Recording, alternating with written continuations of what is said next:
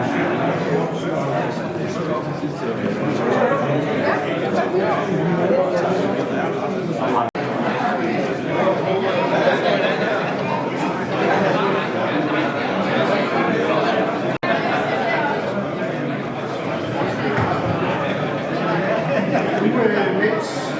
vil jo starte med at byde jer alle sammen velkommen, og tak fordi I vil bruge den sidste dag i året sammen med os. Kære kollegaer, samarbejdspartnere, byråd, beredskabskommission og direktion, og ikke mindst alle jer, der er mødt op her i dag. Når vi står her og markerer et nyt år, så gør vi det ikke kun for at fejre. Vi gør det også for at minde hinanden om, hvad vi står for som brandvæsen. 10 år, det er vi ret glade for.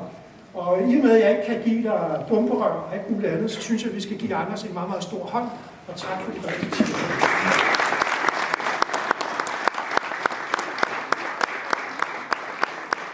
Så har du også altid lagt et stort engagement op i stationen på Jyllinge, hvor du også fungerer som stationsleder. Og jeg vil sige tusind tak for alt det arbejde, du har lavet. Tak for både det for brand, men også på nødbrandafdelingen, som vi jo hjælper regionen med at drive deroppe. Og nu må vi se, hvad der sker med den her i fremtiden. Men i hvert fald, tusind tak for de 20 år, du har givet os. Så lad os give dem en stor hånd. Beredskabskommissionen, på vores taknemmelighed, så tildeles du hermed Roskilde Brandvæsens fortjenstmedalje i guld. Tak skal du have.